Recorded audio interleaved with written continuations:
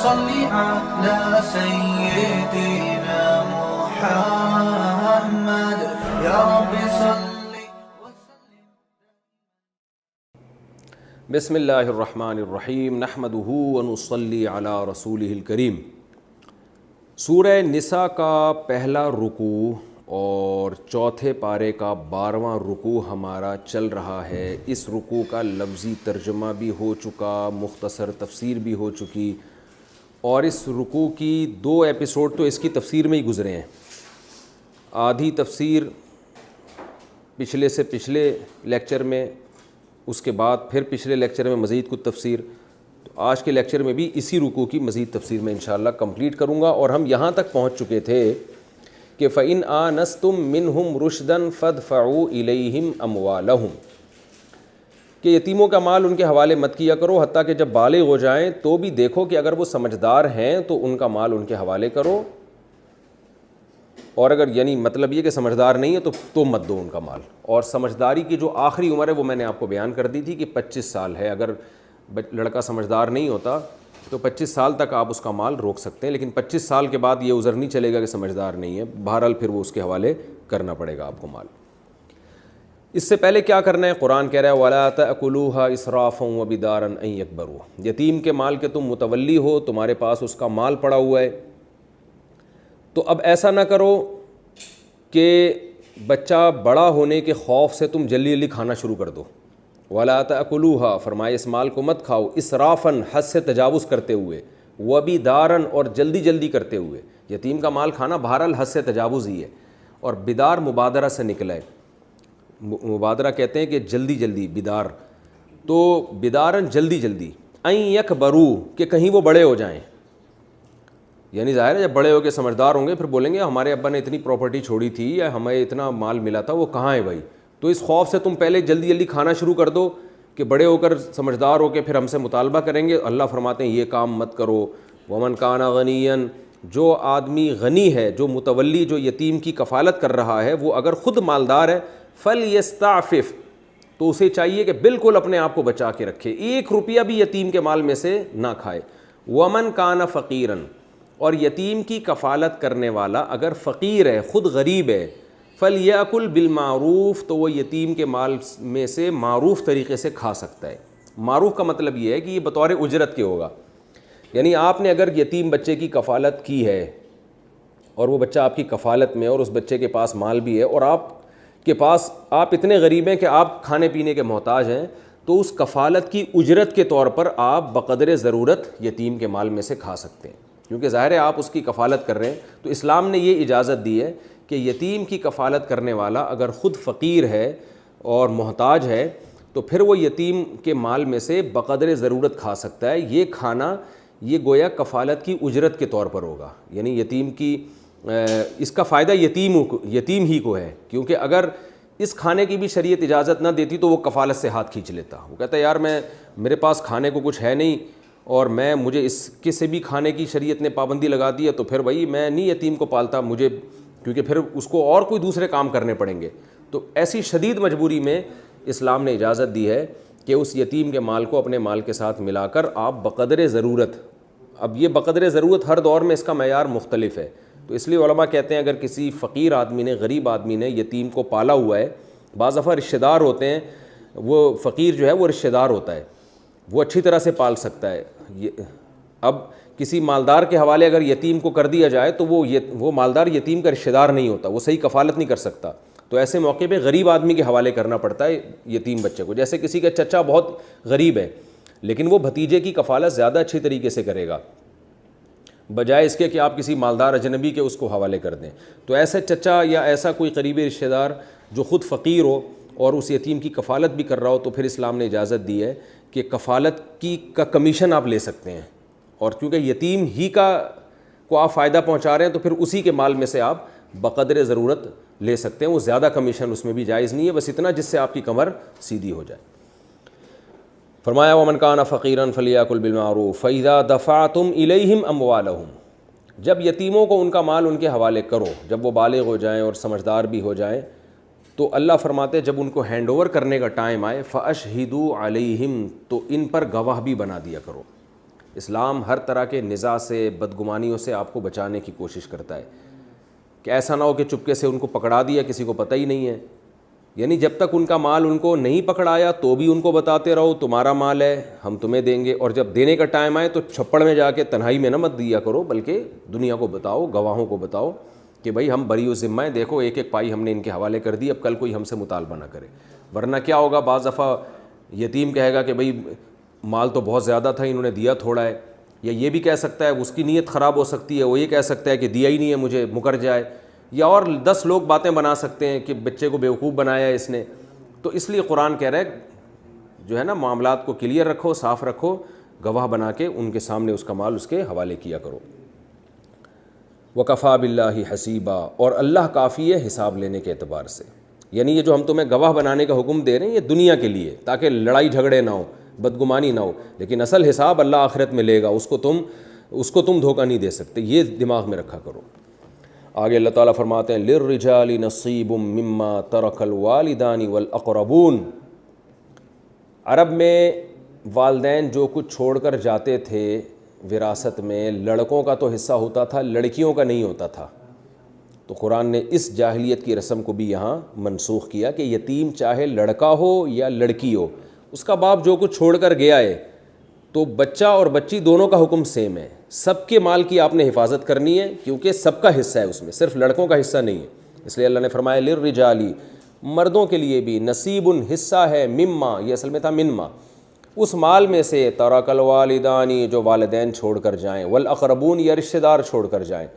وللنساء اور عورتوں کے لیے بھی نصیب حصہ ہے، مما اس مال میں سے، ترک الوالدانی جو والدین چھوڑ کر جائیں، والاقربون یا رشتہ دار جو کچھ چھوڑ کر جائیں گے حصہ ہے. ایک اور زمانے جاہلیت میں رسم تھی جو کہ آج بھی ہے کہ ابا اور اماں جو وراثت چھوڑ کر جاتے ہیں اس میں لاکھوں کروڑوں روپے کی جائیدادیں جو تقسیم ہوتی ہیں، چھوٹی موٹی چیزیں ہڑپ کر جاتے ہیں لوگ. تو اللہ قرآن میں یہ فرما رہے ہیں مما، یہ بھی من ما تھا اصل میں، اس مال میں سے حصہ ہے، قلہ جو قلیل ہو، منہ اس مال میں سے، او کسورا یا زیادہ ہو. یعنی تم اس ہیڈک میں تم نے نہیں پڑھنا کہ زیادہ جائیداد چھوڑی ہے یا کم چھوڑی ہے، یا بڑے بڑے مال کو تقسیم کرنا ہے، چھوٹے چھوٹے مال کو تقسیم نہیں کرنا. اللہ فرماتے ہیں جو کچھ والدین چھوڑ کر جائیں گے، لڑکوں کا بھی پورا پورا حصہ ہے، لڑکیوں کا بھی حصہ ہے، چاہے وہ تھوڑا چھوڑ کر جائیں، چاہے وہ کسورا یعنی کثرت سے ہو، زیادہ ہو، اس سے کوئی فرق نہیں پڑتا. نصیباً، اور یہ حصہ ہے مفروضاً، فرض کردہ، یعنی اللہ کی طرف سے مقرر کردہ حصہ ہے، جو کہ اس کی تفصیل آگے آئے گی انشاءاللہ کتنا کس کو ملے گا. تو یہ اللہ کی طرف سے مقرر حصہ ہے. مفروض کا معنی ہوتا ہے فرض کردہ، یعنی یہ تمہارا اختیار نہیں ہے یورپ اور امریکہ کی طرح کے جو مرنے والا ہے اس کو رائٹ اللہ نے دے دیا کہ فلاں کو دے دو تو فلاں کو دے دو، ایسا نہیں ہے، بلکہ یہ اللہ کی طرف سے متعین حصہ ہے کہ والدین یا رشتہ دار جو کچھ چھوڑ کر جائیں گے اس کی وراثت میں مردوں کو بھی ملے گا اور عورتوں کو بھی. تو چاہے وہ زیادہ چھوڑ کر جائیں یا کم چھوڑ کر جائیں، یہ اللہ کی طرف سے مقرر کردہ قانون ہے، اس میں تم اپنی طرف سے چینجنگ نہیں کر سکتے. وَإِذَا حَضَرَ الْقِسْمَةَ أُولُو الْقُرْبَى وَالْيَتَامَى وَالْمَسَاكِينَ. آگے اللہ فرماتے ہیں جب تقسیم کے وقت رشتہ دار حاضر ہوں، جب وراثت ڈیوائیڈ ہونے کا ٹائم آئے. آپ نے دیکھا ہوگا جب بھی کوئی بالو شاہی بٹ رہی ہوتی ہے نا، بہت لوگ آ جاتے ہیں. جب بھی قربانی کا گوشت تقسیم ہو رہا ہوتا ہے تو بہت سے غریب مسکین بھی آ جاتے ہیں. تو جب بھی کہیں بھی دنیا میں تقسیم کا عمل ہوتا ہے تو غربا اور مساکین بھی بیچارے کشکول لے کے آ جاتے ہیں کہ بھئی ہمیں بھی کچھ دے دو اس میں سے، آج تم لوگ اتنا تقسیم کر رہے ہو. تو زمانے جاہلیت میں جب تک وراثت کے حکام نازل نہیں ہوئے تھے تو اس وقت اس آیت کی دو تفسیریں. ایک تو یہ کہ اس آیت کا تعلق زمانے جاہلیت میں، یعنی یہ آیت نازل ہوئی تھی وراثت کے احکام کے نازل ہونے سے پہلے، یعنی اس وقت قرآن نے بتایا نہیں تھا بیٹے کا کتنا حصہ، بیٹی کا کتنا حصہ، یہ بتایا نہیں تھا. اس وقت یہ آیت نازل ہوئی تھی جو بعد میں منسوخ ہو گئی. تو اس کے حساب سے اس آیت کی تفسیر یہ ہوگی کہ اذا حضر القسمۃ اولو القربى، جب بھی تقسیم کا وقت آئے، یعنی وراثت کی تقسیم کرنے لگو تو اس تقسیم میں اگر جو بھی اولو القربى رشتہ دار حاضر ہو رہے ہیں، یتیم حاضر ہو رہے ہیں، مسکین حاضر ہو رہے ہیں، فرزقوہم منہ، تو سب کو تھوڑا تھوڑا اس میں سے دیا کرو. وقولوا لهم قولا معروفا، اور ان کو اچھی بات کہہ دیا کرو کہ یہ لو بھائی، یہ لو اور زیادہ نہیں لو، چلو شاباش یہاں سے نکلو، باقی دوسرے رشتہ دار ہیں ان کو ہم نے زیادہ دینا ہے. یہ مطلب ہے اچھی بات کا. لیکن اس آیت کی ایک دوسری تفسیر بھی ہے وہ تفسیر یہ ہے کہ یہ آیت وراثت کے احکام کے بعد ہی نازل ہوئی ہے، یعنی مطلب یہ کہ اللہ نے نصیب مفروض میں بتا دیا کہ ہر ایک کا حصہ متعین ہے، تو وہ تو سب کو دینا پڑے گا، لیکن جب وراثت تقسیم ہو رہی ہو تو بہت سارے رشتہ دار، یتیم، مسکین جو محتاج ہوتے ہیں، وہ لوگ لالچ لے کے آتے ہیں کہ کچھ تھوڑا سا ہمیں بھی دے دو، تو اللہ فرماتے ہیں کہ صدقے کے طور پر تھوڑا تھوڑا ان کو بھی دے دیا کرو، وقولوا لهم قولا معروفا، اور ان سے عمدہ بات کر دیا کرو۔ عمدہ بات کا مطلب بھائی یہ وراثت میں سب کے حصے ہم زیادہ نہیں دے سکتے آپ کو، تو یہ لازم حکم نہیں، ایک ترغیبی حکم ہے، اور یہ بھی جب ہے کہ جب سارے وارث بالغ ہوں۔ ایک وارث بھی اگر نابالغ ہے تو نابالغ کے مال میں آپ اس کی اجازت سے بھی تصرف نہیں کر سکتے، یعنی اس میں شرط ہے کہ سارے بالغ ہوں اور دل کی خوشی سے راضی ہوں کہ اتنا حصہ ہم صدقہ کر دیتے ہیں ابا کی وراثت میں سے، جیسے کہ آج بھی ہوتا ہے، باپ مرتا ہے تو سارے بچے بیٹھ کے یہ فیصلہ کرتے ہیں بھائی ٹھیک ہے ہمارا اتنا حصہ بنتا ہے، لیکن ہم 100% دل کی خوشی سے اتنا مال ہم فلاں جو ہماری رشتہ دار ہے یا یتیم ہے وہ بیچارے کا کوئی کفالت والا نہیں ہے تو ہم اس کو دے دیتے ہیں یا چیریٹی کر دیتے ہیں ہم، تو یہ آج بھی ترغیبی حکم ہے، جائز ہے، لیکن اس میں 2 شرطیں میں نے بتائی کہ نابالغ بچہ یا بچی یا وہ بچہ جو ماں کے پیٹ میں ہو، حمل سے ہو، اس کے حصے میں آپ صدقہ یا چیریٹی بالکل بھی نہیں کر سکتے۔ اور دوسری بات یہ کہ بالغوں کی بھی 100% رضا ضروری ہے۔ بعض دفعہ سب دل سے راضی نہیں ہوتے، مروت میں بڑے بھائی کے کہنے پر یا رشتہ داروں کے کہنے پر شرم اور مروت میں کہہ دیتے ہیں چلو یہ ابا کی پراپرٹی میں سے اتنا ہم صدقہ کر دیتے ہیں، تو شرم اور مروت میں غالب آ جاتے ہیں، تو اس لیے آج علماء یہ کہتے ہیں کہ آج افضل یہی ہے کہ پہلے وراثت کو ڈیوائڈ کر کے ہر ایک کو ہینڈ اوور کر دیا جائے، اس کے بعد پھر کہا جائے بھائی جس نے اپنا حصہ صدقہ کرنا ہے لاؤ، مشترک کر کے ہم وہ صدقہ کر دیتے ہیں۔ وراثت کی تقسیم سے پہلے یہ صدقہ کرنا اس زمانے میں نامناسب ہے، کیونکہ بہت سے لوگوں کی دل سے خوشی نہیں ہوتی، لوگوں کے آج کل ظرف اتنے بڑے ہیں نہیں، اور نابالغ ہے تو پھر تو بالکل ہی حرام ہے۔ تو آپ نے دیکھا ہوگا بعض دفعہ عورت کے شوہر کا انتقال ہوتا ہے تو شوہر کے مال سے ہی دیگیں پک رہی ہیں اور فقیروں کو کھانا کھلایا جا رہا ہے، تو یہ سب بالکل ناجائز ہے، اس میں سے وراثت کو پہلے آپ کو ڈیوائڈ کرنا پڑے گا۔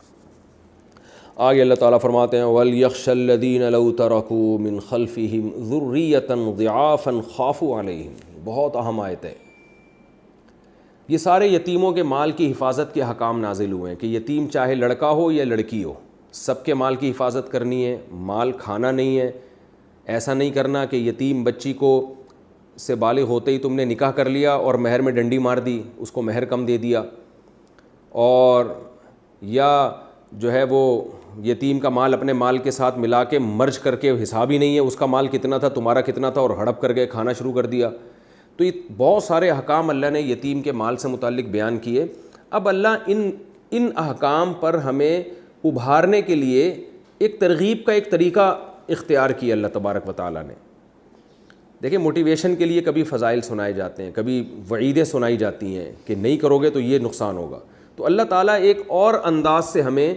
یتیم کے مال کی حفاظت اور یتیم کے حقوق کی حفاظت کے لیے موٹیویٹ کر رہے ہیں۔ وہ کس طرح سے؟ فرمایا وَلْيَخْشَ الَّذِينَ لَوْ تَرَكُوا مِنْ خَلْفِهِمْ ذُرِّيَّةً ضِعَافًا خَافُوا عَلَيْهِمْ، چاہیے کہ ڈریں وہ لوگ کہ اگر وہ اپنے پیچھے کمزور ذریت، کمزور اولاد چھوڑ کر جائیں، خافوا علیہم، تو یہ ان پر بھی خوف زدہ ہوں گے۔ یعنی ہم جو تمہیں یتیموں کے مال کا اور یتیموں کے حقوق کی رعایت کا حکم دے رہے ہیں، یتیم وہ بچہ جس کا باپ مر گیا، تو تم زندہ ہو، تمہیں دوسروں یتیم بچوں کے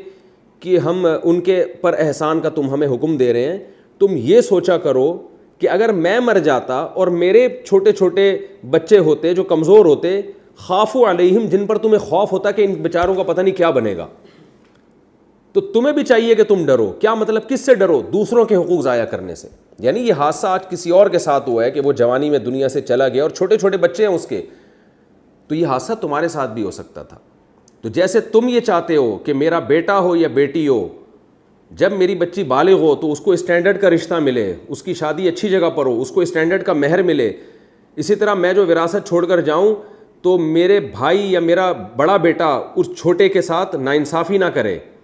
اس کے حق تلفی نہ کرے، کاروبار ایسا نہ ہڑپ کر کے اس کو روڈ پہ لے آئے۔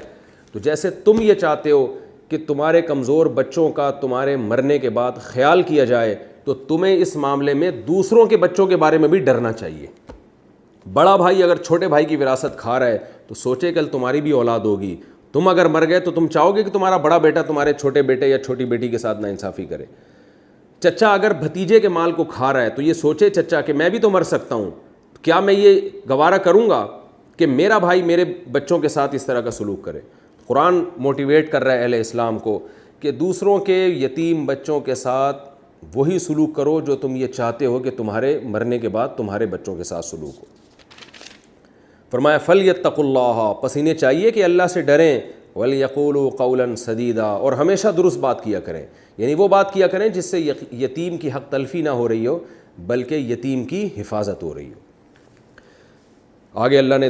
دھمکی بھی دی ہے، ان الذین یاکلون اموال الیتامی ظلما، فرمایا جو لوگ یتیموں کا مال کھاتے ہیں ناحق ظلم کے ساتھ۔ ظلم کے ساتھ کا مطلب کیا ہے؟ کچھ صورتوں میں تو اللہ نے ضرورت کے مطابق کھانے کی اجازت دی ہے۔ وہ اجازت کیا ہے کہ کوئی فقیر اور غریب آدمی ہو اور وہ کسی یتیم کی کفالت کر رہا ہو تو اجرت کے طور پر، کمیشن کے طور پر تھوڑا بہت ضرورت پوری کرنے کے لیے وہ کھا سکتا ہے، لیکن اس کے علاوہ مالدار کو بھی اجازت نہیں اور فقیر کو بھی زیادہ کھانے کی اجازت نہیں۔ جو بھی زیادہ کھائے گا یا جو مالدار کھائے گا تو وہ ظلم کے طور پر کھا رہا ہے۔ تو اللہ فرماتے ہیں جو لوگ بھی یتیموں کا مال کھاتے ہیں بطور ظلم کے، انما یاکلون فی بطونہم نارا، وہ حقیقت میں اپنے پیٹوں میں آگ کھا رہے ہیں، وَسَيَصْلَوْنَ سَعِيرًا، اور ان قریب وہ داخل ہوں گے سعیر، بھڑکتی ہوئی آگ میں۔ اللہ ہم سب کو حفاظت میں رکھے۔ اور آج دیکھیں اس ہمارے معاشرے میں کیسے دھجیاں اڑائی جا رہی ہیں، ایک دوسرے کا مال، کمزوروں کا مال کیسے ناحق کھایا جا رہا ہے۔ ابھی ایک ویڈیو آئی ہے سامنے کہ ایک خاتون نے اپنے بھائیوں سے وراثت مانگی اور بھائیوں نے اس کو پکڑ کے مارا ہے، کوٹا ہے۔ تو یہ سب معاشرے میں ظلم ہو رہے ہیں، اللہ ہماری حفاظت فرمائے۔ یہ رکوع ہمارا مکمل ہو گیا۔ اس میں جو علمی نکات ملتے ہیں زیادہ تر تو میں نے تفسیر کے دوران بیان کر دیے ہیں، لیکن خلاصے کے طور پر چند پوائنٹ میں آپ کے سامنے، تاکہ وہ مستحضر رہیں آپ کو، وہ میں دوبارہ نمبر وار پیش کر دیتا ہوں۔ پہلی بات تو اللہ نے حکم دیا کہ لوگوں اپنے رب سے ڈرو جس نے تمہیں ایک جان سے پیدا کیا۔ یہ ڈرنے کا حکم اس لیے دیا کہ تاکہ سورہ نساء میں جتنے بھی اللہ احکام بیان کر رہے ہیں نا، ان احکام پر عمل جبھی ہوگا جب اللہ کا خوف ہوگا۔ دنیا کی عدالتیں، دنیا کا قانون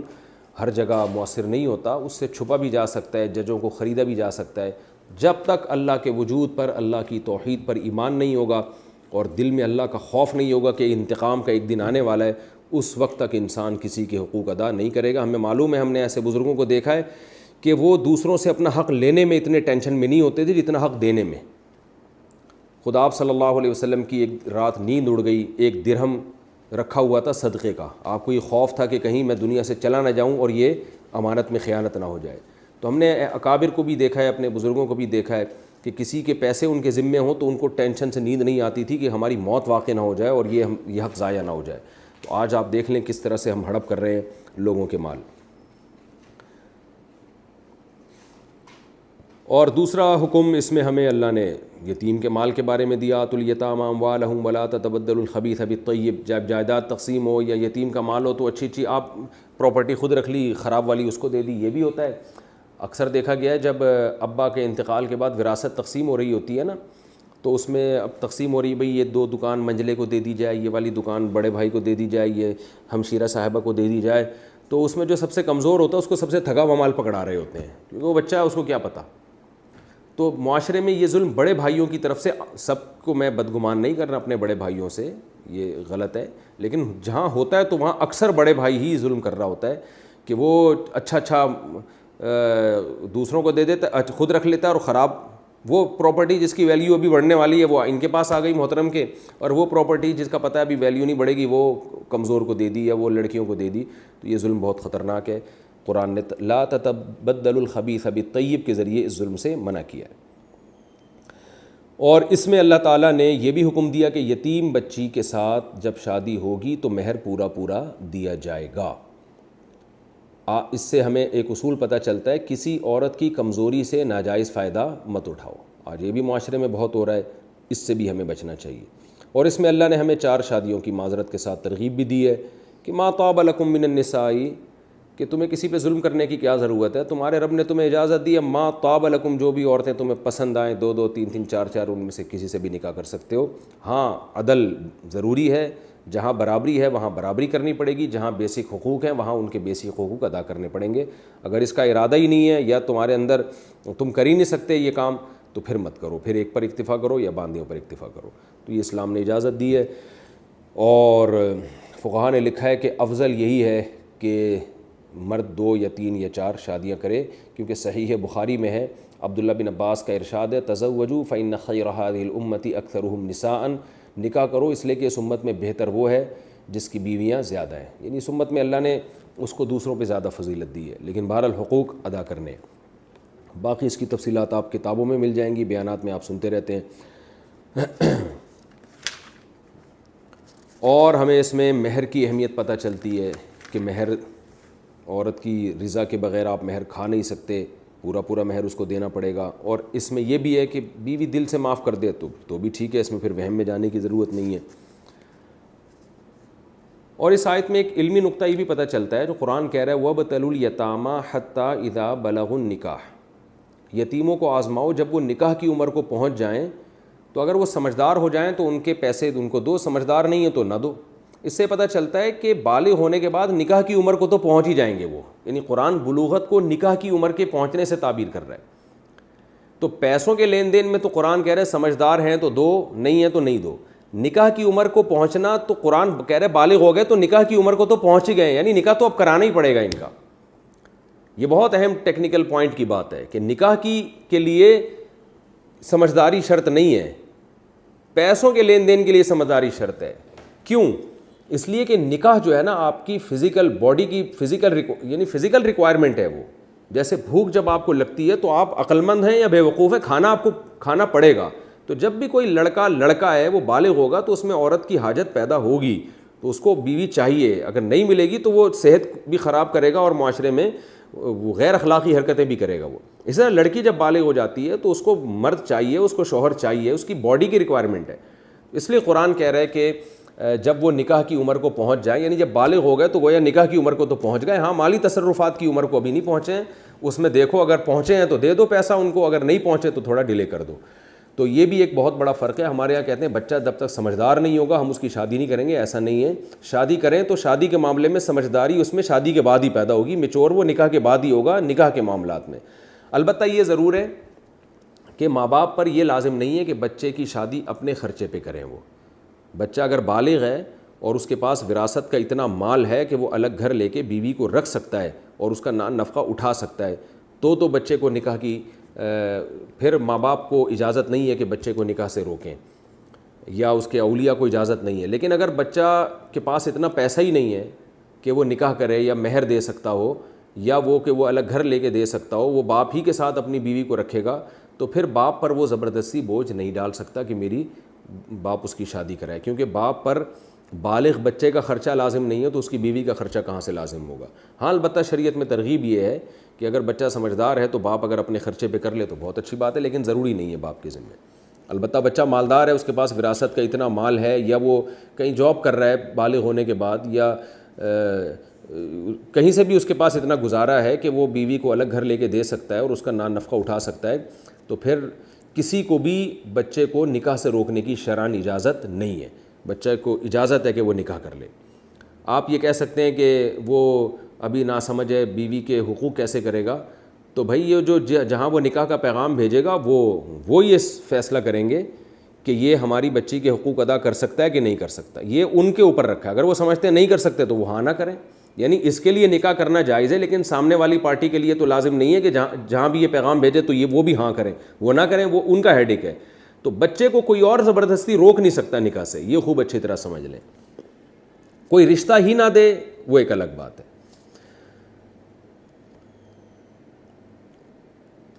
اور اس سے ہمیں علمی نقطہ یہ بھی پتہ چلتا ہے اس آیت میں کہ اللہ نے جو ایک اہم بات اس میں کی کہ تم اپنے بارے میں یہ سوچا کرو کہ اگر تم مر گئے تو تمہارے بچوں کے ساتھ اگر کوئی ناانصافی کرے تو تمہیں کتنی تکلیف ہوگی،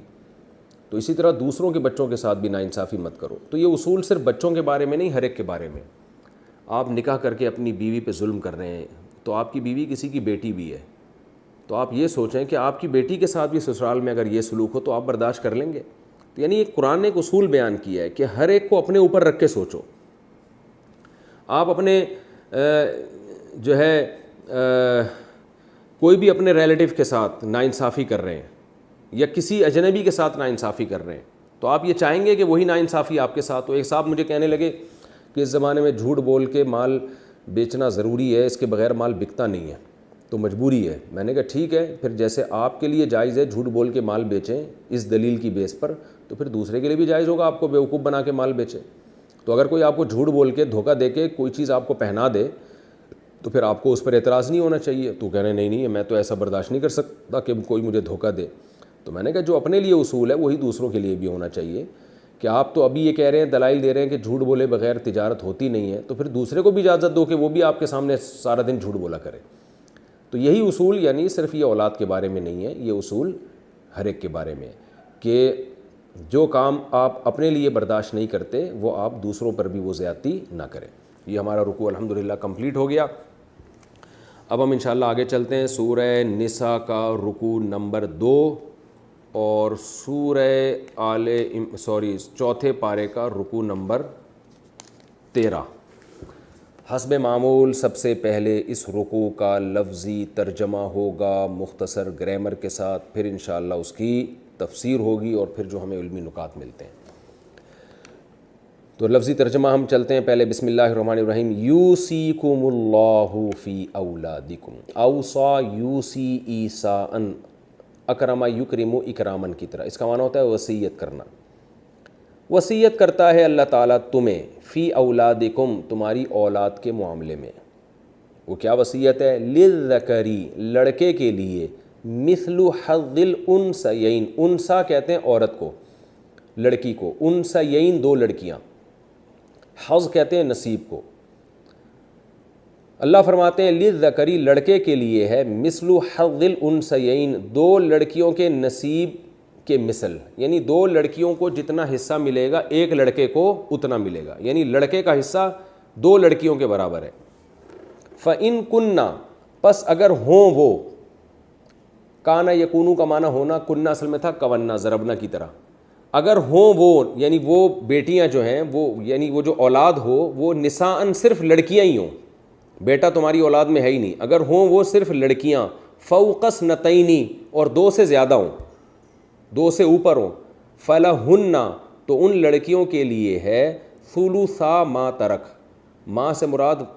وہ چیز, ترکہ کا معنی جو انہوں نے چھوڑا ہے, ترکہ یترکو ترکن چھوڑنا, جو کچھ چھوڑا ہے والدین نے, باپ یا ماں نے, تو ثلثا, ثلث کہتے ہیں 1/3 کو, 33.3% کو, 1/3 کو, اور ثلثانی 2/3. تو ثلثا ما ترک کا مطلب جو کچھ ماں باپ نے چھوڑا ہے اس میں سے 2 ثلث.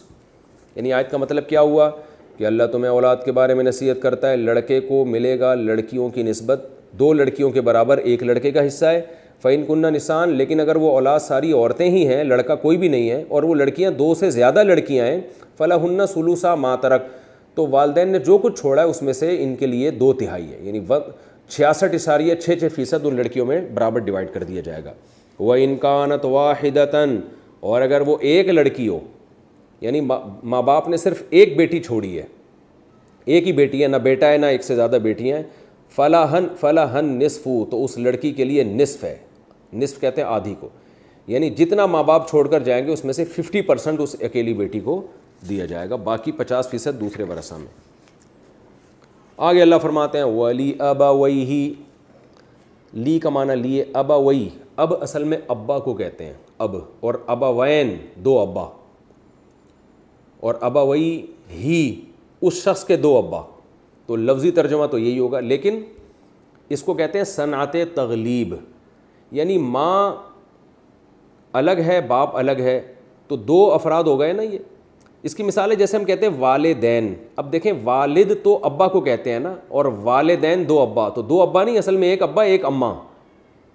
تو اماں کو بھی مجازاً ابا کے لفظ کے تحت داخل کر لیا ہے. یہ اصطلاح میں لفظ کہلاتا ہے صنعت تغلیب, یعنی ابا کے لفظ کو غالب کر کے اماں کو بھی ضمناً اسی میں ذکر کر دیا. تو والدین کا مطلب 2 والد نہیں بلکہ ایک والد اور ایک والدہ. تو اسی طرح ابوین, تو یہ بھی 2 ابا نہیں بلکہ ایک ابا, اور اس کے اللہ نے گویا مجازاً اماں کو بھی اب کے لفظ سے تعبیر کر دیا. تو اس لیے اللہ فرماتے ہیں ولی ابویہ, ہی سے مراد وہ میت ہے, اور میت کے دونوں ابا کے لیے، یعنی دونوں ابا سے مراد میت کے والدین کے لیے، لکل واحد منہما، ان دونوں میں سے لکل واحد، ہر ایک کے لیے، یعنی اماں کے لیے بھی اور ابا کے لیے بھی، السدس، چھٹا حصہ ہے، مما ترک، مما اصل میں تھا من ما، تو مما اصل میں کیا تھا؟ من ما، اس چیز میں سے ترکا جو والدین نے چھوڑی ہے، ترکا سے مراد والدین نے نہیں بلکہ میت نے جو کچھ چھوڑا ہے، جو کچھ ترکہ چھوڑ کر گیا ہے، اس میں سے میت کے والدین میں سے ہر ایک کے لیے سدس، چھٹا حصہ ہے۔ چھٹا کہتے ہیں ٹوٹل وراثت کو آپ 6 پہ ڈیوائڈ کر دیں، جو جواب آئے وہ چھٹا حصہ کہلاتا ہے۔ تو چھٹا حصہ ابا کو دے دیا، چھٹا حصہ اماں کو دے دیا، اور آدھی جائیداد اکلوتی بیٹی کو دے دی، بیٹی اگر ایک سے زیادہ ہے تو 66% ان کو دے دیا، اور لڑکا بھی ہے تو اس کا اللہ نے حکم بتا دیا کہ بیٹی کو جتنا مل رہا ہے اس کا دگنا لڑکے کو ملے گا۔ آگے اللہ فرماتے ہیں ان کان لہو ولد، یہ جو ابا اور اماں کو جو ہم چھٹا حصہ دے رہے ہیں یہ اس صورت میں ہے ان کان لہو ولد، بشرطے کہ میت کے اولاد بھی ہو، چاہے ایک بیٹی کیوں نہ ہو، میت کے ولد یعنی اولاد ہوگی تو ابا اور اماں کا چھٹا حصہ ملے گا۔ اگر میت صاحب اولاد ہی نہیں ہے پھر کیا ہوگا؟ فَإِن لَّمْ يَكُن لَّهُ وَلَدٌ، اگر نہیں ہے اس میت کے لیے ولدن، کوئی اولاد، وہ کنوارا مر گیا تھا یا شادی ہوئی مگر بچے نہیں ہوئے اس کے، تو اللہ فرماتے ہیں وَوَارِثَهُ أَبَوَاهُ، اور اس کے وارث بن رہے ہیں اباواہ، وہی ابوانی، اس کے دونوں ابا، یعنی ابا اور اماں ہی اس کے وارث بن رہے ہیں، اور کوئی اس کا وارث نہیں ہے، اولاد نہیں ہے، اور وارث اس کے صرف اور صرف ابا اور اماں ہی ہیں۔ فَلِأُمِّهِ الثُّلُثُ، تو پھر میت کی اماں کے لیے الثلث 1/3 ہے، یعنی پھر چھٹا حصے کے بجائے حصہ بڑھ جائے گا بلکہ 1/3، یعنی 33.33%۔ اور ظاہر ہے جب اماں کے لیے 33% ہے تو ابا کے لیے خود بخود 66%، کیونکہ قرآن کہہ رہے ہیں ابا اور اماں کے علاوہ ان کا کوئی وارث نہیں ہے، تو جب وارث نہیں ہے تو صرف ابا اور اماں ہی کو وراثت ملے گی، تو قرآن نے اماں کا حصہ بیان کر کے اشارہ کر دیا کہ ابا کا ڈبل ہو جائے گا، یعنی اگر کسی کا انا للہ ہو گیا اور اس کے اولاد نہیں ہے تو پھر اللہ فرماتے ہیں کہ اور وارثین میں صرف ابا اماں ہی ہیں، تو پھر اماں کو 33.33% ملے گا اور ابا کو 66.66% ملے گا۔ آگے اللہ فرماتے ہیں فَإِن كَانَ لَهُ إِخْوَةٌ، اگر میت کے بھائی ہیں، یعنی میت کی اولاد نہیں ہے لیکن اور بھی وارث ہیں، وہ وارث کیا ہیں؟ میت کے بھائی ہیں، اخوتن، فلی اخوا اخ کی جماعت ہے، فَلِأُمِّهِ السُّدُسُ، تو پھر میت کی اماں کا حصہ 1/3 نہیں ہے بلکہ سدس ہے، کیونکہ باقی وراثت پھر دوسروں میں جائے گی۔ اس کی تفصیل تو وراثت کے حکام میں ہی بیان ہوتی ہے، میں تو صرف اتنا وراثت کے حکام بیان کر رہا ہوں جس سے آپ کو قرآن کی آیتیں سمجھ میں آ جائیں۔ فَإِن كَانَ لَهُ إِخْوَةٌ، اگر میت کے بھائی بھی ہیں، فَلِأُمِّهِ السُّدُسُ، تو پھر میت کی امی کے لیے، کے لیے، ماں کے لیے السدس، چھٹا حصہ ہے، یعنی پھر میت کی اماں کو 1/3 نہیں ملے گا بلکہ چھٹا حصہ ملے گا۔ اور اللہ فرماتے ہیں جتنے احکام ہم نے بیان کیے نا، بیٹی کو اتنا، 2 بیٹیوں کو اتنا، بیٹے کا حصہ بیٹیوں سے ڈبل، اور اولاد نہیں ہے تو ابا اماں کا اتنا، اولاد ہے تو پھر اتنا، بھائی ہیں تو پھر اتنا، یہ جو ہم نے تفصیل بیان کی ہے، من بعد وصیۃ، یہ میت کی وصیت سے جو کچھ بچے گا اس کے بعد ہے۔ یوسی بہا، وہ وصیت جس کی وصیت کی ہے میت نے، یوسی اوصا، یوسی وصیت کرنا، بہا اس وصیت، بہا کا لفظ ہا ضمیر وصیت کی طرف لوٹ رہی ہے، یعنی یہ اس وصیت کے بعد حصہ ملے گا جو میت کر چکی ہے، او دینین، یا قرضے کے بعد، دین قرضے کو بولتے ہیں، یعنی مطلب یہ ہے کہ میت جو کچھ چھوڑ کر جائے گی تو میت نے جو وصیت کی ہے نا پہلے، تو اس وصیت کو پہلے نافذ کیا جائے گا، میت کے قرضوں کو پہلے اتارا جائے گا، اس کے بعد جو بچے گا اس میں یہ وراثت کے حکام ہے، تو یہ سمجھ لیں۔ اور وصیت کے بارے میں حکم یہ ہے، اگرچہ یہ میں تفسیر میں دوبارہ بتاؤں گا لیکن ترجمے بھی تھوڑا سا بتا دیتا ہوں، کہ میت کو 1/3 سے زیادہ وصیت کی اجازت نہیں ہے، 1/3 سے زیادہ اگر اس نے وصیت کی تو کالعدم ہے۔ نمبر 2، وارثوں میں سے کسی ایک کے لیے میت وصیت نہیں کر سکتی کہ میرے بیٹے کو اتنا دے دینا، میری اماں کو اتنا، تو وہ تو پہلے ان کا حصہ اللہ نے متعین کر دیا، تو اجنبیوں کے لیے وصیت ہوگی۔ تو اللہ فرماتے ہیں یہ جو 1/3 کی وصیت ہے شرعی اصولوں کے مطابق کسی نے کی ہو تو وہ وصیت اور میت کے قرضے نکالے جائیں گے، اس کے بعد جو بچے گا اس میں سے یہ حصے ہم بیان کر رہے ہیں۔ آگے اللہ فرماتے ہیں آباؤکم و ابناؤکم، یعنی ہا اولائی آباؤکم، یہ سب تمہارے باپ دادے ہیں، وہ ابناؤکم تمہاری اولادیں ہیں، یعنی ہم ان کا خیال کرنے تمہارے مرنے کے بعد ابا کو اماں کو بھی یعنی اماں بھی باپ دادا میں ہی آ جاتی ہیں، تو ان کا ہم خیال کر رہے ہیں، وہ ابناؤکم تمہاری اولادوں کا بھی، لا تدرون ایہم اقرب لکم نفعا، تمہیں نہیں پتہ ہے، درا یدری درایتن کا معنی علم رکھنا، لا تدرون تمہیں نہیں علم ہے، ایہم اقرب لکم کہ ان میں سے کون اقرب لکم تمہارے لیے زیادہ قریب ہے، نفعن بطور نفع کے، تمہیں نہیں پتہ تمہارے ابا اماں میں اور تمہاری اولادوں میں کون تمہارے فائدے کے لیے زیادہ ہے، اللہ کو پتہ ہے۔ تو مطلب یہ کہ خود سے حصے متعین نہ کرو، اللہ نے جو متعین کر دیے اس پہ اکتفا کرو، اللہ کا علم تمہارے علم سے زیادہ ہے، کیونکہ بعض دفعہ ظلم ہوتا ہے، لوگ اولاد کو دے نہیں رہے ہوتے یا کسی ایک کو زیادہ دے رہے ہوتے ہیں، کسی ایک کو کم دے رہے ہوتے ہیں، تو اللہ فرماتے ہیں یہ تمہارا مسئلہ نہیں ہے، ہم نے جو حصے بیان کیے وہی کر دو۔ فریضۃ من اللہ، فرمائی اللہ کی طرف سے فریضہ ہے، اس میں تمہیں چینجنگ کی اجازت نہیں ہے، فریضہ ہے۔ ان اللہ کان علیما حکیما، بے شک اللہ علم والا اور حکمت والا ہے۔ یعنی اللہ کی طرف سے فرض بھی ہے، تو اب ایک اشکال ہوگا، بھائی اللہ کی طرف سے فرض ہے، ٹھیک ہے، ہم مرنے کے بعد راضی ہیں کہ ہمارے بیٹے کو اتنا، بیٹی کو اتنا، لیکن یہ سمجھ میں نہیں آ رہا ہے، اللہ نے شاید اس میں ظلم زیادتی کی، تو اللہ فرماتے ہیں نا نا نا، اللہ علم والا ہے، اللہ کو زیادہ پتہ ہے اور حکمت والا بھی ہے، جتنے جس کے وہ حصے دے رہا ہے نا، وہ اس پہ خوش ہو جاؤ۔ یہ اس لیے بتا دیا کہ بعض دفعہ یہ بھی خیال ہو سکتا ہے کہ ابا کو کم کیوں دے رہے ہیں، ابا تو ابا ہیں، ان کو تو بیٹے سے زیادہ ملنا چاہیے، میرے بیٹے سے زیادہ تو ابا کو ملنا چاہیے، تو ہر آدمی کا مختلف رائے ہوتی ہے، اس لیے اللہ نے فرما دیا۔ آگے فرمایا وَلَكُمْ نِصْفُ مَا تَرَكَ أَزْوَاجُكُمْ، تمہارے لیے نصف ہے، ماں اس مال میں سے، تَرَكَ أَزْوَاجُكُمْ جو تمہاری بیویاں چھوڑ کے جائیں، یعنی ابھی تو باپ دادا اور اولادوں کا حصہ بیان کیا، اب اللہ میاں بیوی کو ایک دوسرے کا حصہ بیان کر رہے ہیں کہ تمہیں ملے گا ماں وہ کچھ، اس کا نصف ملے گا، تَرَكَ أَزْوَاجُكُمْ جو تمہاری بیویاں چھوڑ کر جائیں،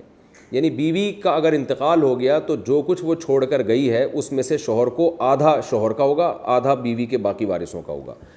إِن لَّمْ يَكُن لَّهُنَّ وَلَدٌ، اگر ان عورتوں کے لیے اولاد نہیں ہے، یعنی تمہاری بیوی کے اگر اولاد نہیں ہے،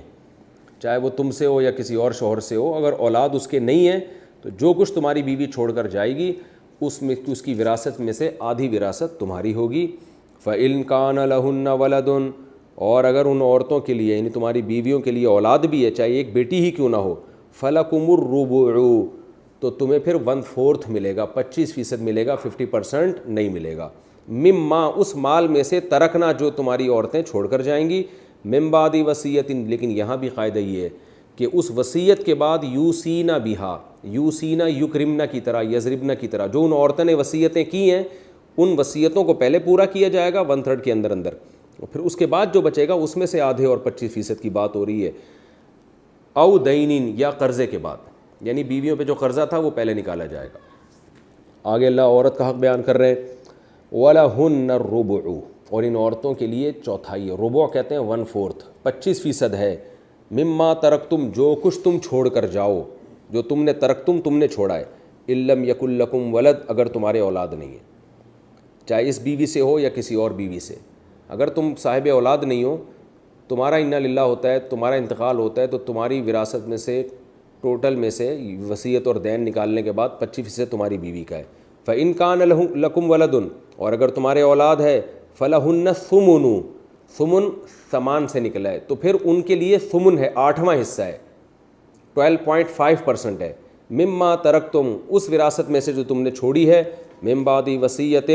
اس وصیت کے بعد، توصون بہا، جو تم وصیت کرو گے، او دین، یا قرضے کے بعد، یعنی تمہارے قرضے اور تمہاری وصیت پر پہلے عمل کیا جائے گا، پھر جو بچے گا اس میں سے تمہاری بیوی کو، اگر تمہارے اولاد ہے تو 8واں حصہ، تمہارے اولاد نہیں ہے تو اس کو 1/4 حصہ دیا جائے گا۔ وَإِن كَانَ رَجُلٌ يُورَثُ كَلَالَةً، اور اگر کوئی ایسا آدمی ہے، یورث، جو وارث بنایا جاتا ہے، وارث بنائے جانے کا مطلب خود وارث نہیں ہے بلکہ وہ مرتا ہے تو آگے اس کے وارث ہیں، اورث یورث، ایراسن کا معنی وارث بنانا، اور یورث بنایا جانا، یہ پیسو وائس ہے، یکرمو کی طرح، جو خود وارث بنایا جاتا ہے، کس طور پر؟ کلالہ کے طور پر۔ کلالہ کہتے ہیں جس کے نہ والدین ہو نہ اولاد ہو، تو اگر کوئی شخص ایسا ہے جس کے نہ ابا ہے نہ آگے اولاد ہے، اس طور پر وہ وارث، وہ مر رہا ہے اور آگے اس کے وارث بن رہے ہیں، او امراتن، یا کوئی عورت اس طرح مر جاتی ہے کہ نہ اس کے ابا ہیں نہ اس کی آگے اولاد ہے، وَلَهُ أَخٌ، لیکن اس کا کوئی بھائی ہے، او اختن، یا کوئی بہن ہے فَلِكُلِّ وَاحِدٍ مِّنْهُمَا السُّدُسُ تو ان میں سے ہر ایک کے لیے چھٹا حصہ ہے. یعنی ایک آدمی کا انتقال ہوتا ہے اس طور پر کہ نہ اس کے والدین ہیں نہ اس کے اولاد ہے, تو پھر ایسی صورت میں دیکھا جائے گا اگر اس کا ایک بھائی یا ایک بہن ہے تو دونوں میں سے ہر ایک کو چھٹا حصہ ملے گا. چھٹا حصہ یعنی ٹوٹل وراثت کو 6 پہ ڈیوائڈ کیا جائے گا اور وہ اس بھائی یا اس بہن کو دے دیا جائے گا. فَإِن كَانُوا أَكْثَرَ مِن ذَلِكَ اور اگر وہ اس سے زیادہ ہوں, یعنی ایک سے زیادہ بہن یا بھائی ہیں, تو فَهُمْ شُرَكَاءُ فِي الثُّلُثِ تو وہ 1/3 وراثت میں سب برابر کے شریک ہو جائیں گے. یعنی اس میں پھر لڑکے کا زیادہ اور لڑکی کا آدھا بھی نہیں ہے, بلکہ وہ سب کے سب برابر کے شریک ہو جائیں گے. اس آیت کی میں تفسیر اور بھی بیان کروں گا. یہاں یاد رکھیں اخ یا اخت سے مراد یعنی بھائی یا بہن سے مراد وہ بھائی اور بہن ہیں جو صرف ماں شریک ہوں. یعنی میت کے وہ بھائی بہن جو جن کے باپ الگ الگ ہوں اور ماں ایک ہو, یعنی باپ الگ الگ ہیں, میت کی ماں اور ان بھائی بہنوں کی ماں ایک ہو اور میت کے باپ اور ان بھائی بہنوں کے باپ الگ الگ ہوں. اس کو اخ یا اخت خیفی کہتے ہیں. خیفی کا مطلب ماں شریک بہن بھائی, یعنی میت کے ماں شریک بہن بھائیوں کا یہ حکم بیان کیا جا رہا ہے. اگر باپ شریک بہن بھائی ہیں یا ماں اور باپ دونوں شریک بہن بھائی ہیں تو ان کا یہ حکم نہیں ہے. یہ آگے قرآن نے اس کو دوسرے مقام پہ واضح کیا ہے. تو انشاءاللہ اگلے ایپیسوڈ میں اس کا مزید ترجمہ آپ کے سامنے پیش کروں گا. اللہ تعالیٰ سمجھنے کی اور عمل کی توفیق عطا فرمائے.